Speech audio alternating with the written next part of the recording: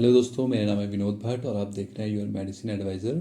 और आज हम बात करेंगे कि स्किन एलर्जी के बारे में और इसका होने के क्या कारण होते हैं, इसके बारे में बात करेंगे। और स्किन एलर्जी होने के लक्षणों के बारे में बात करेंगे और इसके ट्रीटमेंट के बारे में बात करेंगे। तो जो स्किन एलर्जी होती है वो हमारे शरीर का सबसे बाहरी आवरण होता है। यह हमारी खूबसूरती को भी दर्शाता है, लेकिन कई बार इसी खूबसूरती पर दाग भी लग जाते हैं, जिसे हम एलर्जी कहते हैं। एलर्जी स्किन एलर्जी को लोग अक्सर हल्के में लेते हैं और जब एलर्जी बहुत ज़्यादा बढ़ जाती है तब भी डॉक्टर के पास नहीं जाकर घरेलू नुस्खों को अपनाते हैं। इस वजह से एलर्जी स्थायी घाव दे जाती है, वो मतलब गंभीर हो जाती है और जो हमारी पर्सनैलिटी होती है उसमें रुकावट बनता है। आज हम इसी बारे में बात करेंगे। तो जो स्किन एलर्जी होती है वो क्या होती है। स्किन एलर्जी होने का एक वजह नहीं हो सकती, इसकी कई सारी वजह होती है। यह चेहरे के अलावा शरीर के किसी भी हिस्से में परेशानी की वजह बन सकती है। और जो स्किन एलर्जी होती है उस अवस्था को कहते हैं और जब हमारी त्वचा इरिटेट या कहे उग्र हो जाती है, तो ऐसा हमारे इम्यून सिस्टम की प्रतिक्रिया देने पर होता है। क्योंकि इम्यून सिस्टम हमें इशारा देता है कि हमारी जो स्किन है वह किसी ऐसी चीज़ के संपर्क में आ चुकी है जो त्वचा के लिए नुकसानदायक हो सकती है। इसके कारण हमें स्किन में खुजली, रैशेज, जलन आदि महसूस होती है और दिखाई देने लगती है। कई बार तो इस वजह से धब्बे, पित्ती और त्वचा में सूजन तक आ जाती है। अब हम बात करेंगे टाइप ऑफ स्किन एलर्जी के बारे में। तो स्किन एलर्जी के कई टाइप्स होते हैं, इनमें से कुछ बहुत कॉमन है और कुछ किसी के लिए भी परेशानी बन सकती है। आइए इनके बारे में जानते हैं। तो फर्स्ट जो होता है वो एक्जिमा होता है। एक्जिमा एक सामान्य शब्द है जो कई अलग अलग परिस्थितियों में होने पर इस्तेमाल किया जाता है और इसमें त्वचा पर सूजन होती है और त्वचा लाल और पपड़ीदार हो जाती है और इसमें खुजली होने लग जाती है। और एक्जिमा स्किन में होने वाली एक कॉमन एलर्जी होती है।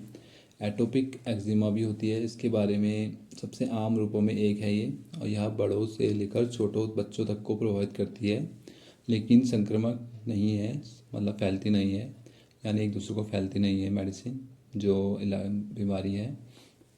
और जो दूसरा है ग्रैनुलोमा एनुलारे है, सेकंड जो डिजीज़ है, यह एक प्रकार की क्रोनिक स्किन एलर्जी होती है। इसमें स्किन में लाल चकत्ते पिंपल से हो जाते हैं, के साथ साथ गोलाकार आकार के दाने हो जाते हैं, जैसा आप स्किन में देख रहे होंगे। यह बच्चों और किशोरों यानी अडल्ट में ज़्यादा होती है, उनमें भी लड़कियों में यह एलर्जी ज़्यादा होती है।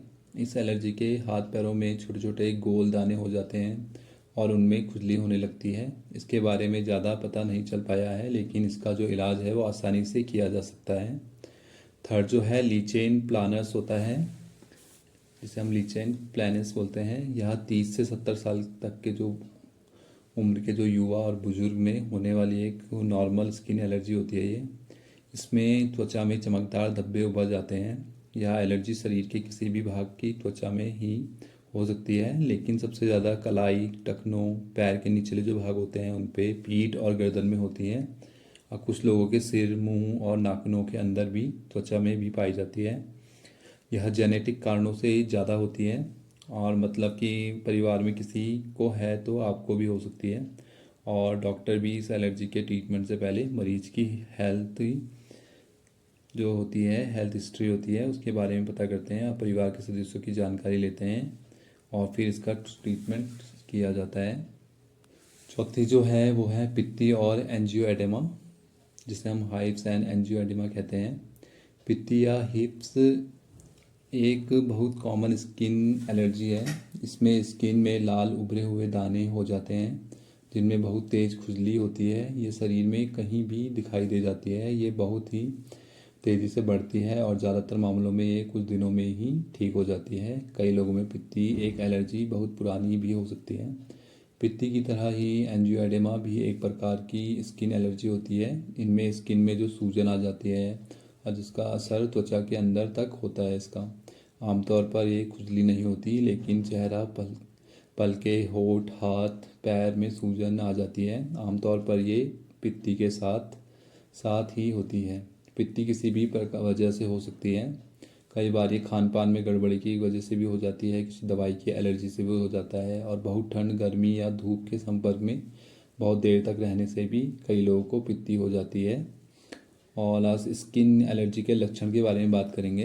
आमतौर पर जो स्किन एलर्जी के लक्षण होते हैं वो हल्के फुल्के ही होते हैं और कोई एलर्जी पहली बार तो होती नहीं है, तो उसके लक्षण भी बहुत हल्के होते हैं। लेकिन अगर बार बार एलर्जी हो रही है तो कोई इसका बड़ा कारण हो सकता है, जब तब डॉक्टर इलाज ही एकमात्र रास्ता बच जाता है। स्किन एलर्जी के कुछ सामान्य लक्षण इस प्रकार है, हम आपको बताते हैं। पित्ती, त्वचा पर खुजलीदार लाल धब्बे और त्वचा में खुजली हो जाती है, किसी के लाल रैसेस हो जाते हैं और त्वचा का लाल हो जाता है, त्वचा में सूजन आ जाती है, त्वचा में जो होता है खाल निकलने लगती है, स्किन में क्रैक्स आना, त्वचा का उभरना या उसमें गांठें बनना, ये नॉर्मल होता है स्किन एलर्जी में। और स्किन एलर्जी के कारण होते हैं उनके बारे में बात करते हैं। नकली और गोल्ड ज्वेलरीज जो बहुत सारे लोग पहनते हैं उसकी वजह से भी स्किन एलर्जी हो जाती है, और गर्मियों में पसीना निकलने से भी स्किन एलर्जी हो जाती है, और तब अक्सर स्किन एलर्जी हो जाती है। और परफ्यूम और स्किन लोशन जो होते हैं में मिलाई जाने वाली जो खुशबू होती है उसे बोलते हैं मायोक्सिलोन परेरा से भी जाना जाता है। इसे बहुत से लोगों को स्किन एलर्जी हो जाती है। और थीमेरोसोल एक एंटीसेप्टिक है और कुछ वैक्सीन को सुरक्षित रखने में भी इसका इस्तेमाल किया जाता है। इसके संपर्क में आने पर भी स्किन एलर्जी हो जाती है। और नियोमाइसिन सल्फेट एक एंटीबायोटिक है जिसका नाम आपने सुना होगा, जो प्राथमिक उपचार देने वाली क्रीम, ऑइंटमेंट, डिओड्रेंट, सोप्स, जानवरों के भोजन में भी इस्तेमाल किया जाता है इसका। इससे भी आपको स्किन एलर्जी हो सकती है। और खाद्य पदार्थों, कॉस्मेटिक उत्पादों, कीटनाशकों, एंटीसेप्टिक, साबुन जो होता है, इत्र और डेंटल उत्पाद में पाए जाने वाले कुछ खुशबुओं यानी फ्रेगनेंस से भी स्किन एलर्जी कई लोगों को हो जाती है। और हेयर ड्राई बनाने में इस्तेमाल होने वाले कोबाल्ट क्लोराइड और शैम्पू, नेल पेंट हो गई, सनस्क्रीन हो गई आदि से भी सुरक्षित रखने के लिए इस्तेमाल किए जाते हैं। इसमें जो क्वार्टिनियम 15 नामक पदार्थ की एक वजह से भी स्किन एलर्जी हो जाती है, क्योंकि ये सब इसमें इस्तेमाल होता है। और इसके अलावा परागकणों, धूल, किसी कीड़े के काटने से भी, दवा की वजह से भी, खासतर के पेड़ पौधों के जो परागकण होते हैं उनसे भी ये हो जाता है। और ब्यूटी प्रोडक्ट होते हैं और पालतू जानवरों की वजह से भी स्किन एलर्जी हो सकती है। और आप बात करेंगे स्किन एलर्जी के परीक्षण के बारे में, तो उसमें स्किन प्रिक टेस्टिंग होती है एक, यह सबसे कॉमन टेस्ट है स्किन एलर्जी का। इस टेस्ट को पीठ या बाजू पे किया जाता है, लेकिन अगर पीठ या बाजू पर एलर्जी बहुत ज़्यादा बढ़ गई है तब इस टेस्ट को नहीं किया जाता। और इस परीक्षण में बाजू या पीठ पर कुछ लिक्विड डाला जाता है, इत्र। इस लिक्विड में जो होता है वो एलर्जी बढ़ाने वाला केमिकल होता है। अगर आपको उस केमिकल से एलर्जी है तो कुछ ही देर में स्किन पर उसका असर दिखाई देने लगेगा, स्किन लाल हो जाती है और खुजली भी होने लगती है। दूसरा टेस्ट होता है वो ब्लड टेस्ट होता है, ब्लड टेस्ट के माध्यम से भी एलर्जी का पता लगाया जा सकता है। और थर्ड पैच टेस्ट होता है, जिससे एक्जिमा एलर्जी का पता लगाने के लिए इस टेस्ट को किया जाता है। इसमें स्किन पर केमिकल लगाया जाता है और जो एलर्जी की वजह से बनता है उसे ढककर 3-4 दिनों के लिए छोड़ दिया जाता है। उसके बाद मिलने पर परिणाम को परखा जाता है। और अब बात करेंगे स्किन एलर्जी के उपचार का। एक्जिमा या पित्ती का इलाज के लिए एलर्जी कितनी है उस हिसाब से दवाइयाँ दी जाती हैं। ज़्यादातर स्किन स्पेशलिस्ट ऐसी एलर्जी में क्रीम लगाने की सलाह देते हैं और सीधे त्वचा पर लगाया जाता है इसे। और साथ ही कुछ ओरल टैबलेट भी दी जाती है खाने के लिए, जो एलर्जी में आराम पहुंचाती है। सेकंड, फंगल इन्फेक्शन, रिंगवॉर्म या अन्य फंगल इन्फेक्शन में एंटी फंगल ट्रीटमेंट किया जाता है, जिसमें भी शैम्पू और क्रीम लगाने को दी जाती है। और इन्फेक्शन बहुत ज़्यादा होने पर कुछ टैबलेट भी दी जाती है, जैसे टर्मिनाफिन हो गई, लैमिसिल हो गई, आमतौर पर यूज़ की जाती है। तीसरा जो होता है कीड़े के काटने या डंक मारने से की स्थिति में आप क्या कर सकते हैं। कई बार इस स्थिति में घाव वाली जगह पर एलर्जी हो जाती है, जब कीट रैपलेट का उपयोग किया जाता है और घाव को ढककर रखा जाता है इसमें। अब हम बात करेंगे स्किन एलर्जी के लिए कुछ घरेलू उपाय भी कर सकते हो आप। सेब का जो सिरका होता है ये बहुत लोकप्रिय है और लंबे समय तक इसका लोग इस्तेमाल कर रहे हैं। इससे एक्जिमा में आराम मिलता है और इन्फेक्शन का खतरा कम हो जाता है इसकी वजह से। एक्जिमा एक आम स्किन एलर्जी है और अकेले अमेरिका में 3 करोड़ से ज़्यादा लोग इससे प्रभावित हैं। और एक्सपर्ट के अनुसार 2 कप सेब के सिरके को गर्म पानी में मिलाकर नहाने से स्किन को नमी मिलती है और वह स्मूथ हो जाती है। कहा जाता है कि सेब का सिरका त्वचा के एसिडिटी लेवल जो होता है उसको वापस लाता है। और कई लोग विगेनर जो होता है विनेगर वाली क्रीम भी इस्तेमाल करते हैं जो स्किन के पीएच को सामान्य बनाती है। दूसरा एलोवेरा, इसके बारे में तो आप सब जानते ही हो। करीब 6000 साल से एलोवेरा को घरेलू नुस्खों में इस्तेमाल किया जा रहा है। इसकी मोटी पत्तियों के अंदर पानीदार जेल होता है जिसे कई प्रकार से उपयोग किया जाता है। इसे त्वचा पर भी लगाया जाता है, इससे स्किन मुलायम और हाइड्रेट बना रहती है और जख्मों और निशानों को भी बढ़ता है ये। और इसका इस्तेमाल डायपर रैशेज जो हो जाते हैं बच्चों को उसमें भी किया जाता है, तो ये बहुत ही उपयोगी है। और तीसरा जो है नारियल का तेल भी आप लगा सकते हो, ये बहुत इफ़ेक्टिव है। चौथा पेपरमिंट ऑयल जो होता है उसको वो ठंडा होता है और पित्ती में यह खास तौर से फ़ायदेमंद होता है और डायबिटीज़, लीवर डिजीज़ और किडनी डिजीज़ की वजह से होने वाली एलर्जी में भी यह फ़ायदा पहुंचाता है। इसे पेट्रोलियम जेली या वैसलीन के साथ मिलाकर भी एलर्जी वाली जगह पर लगाया जा सकता है, लेकिन इस्तेमाल से पहले आप डॉक्टर परामर्श ज़रूर लें। और आप स्किन एलर्जी में क्या खाना चाहिए इसके बारे में बात करते हैं।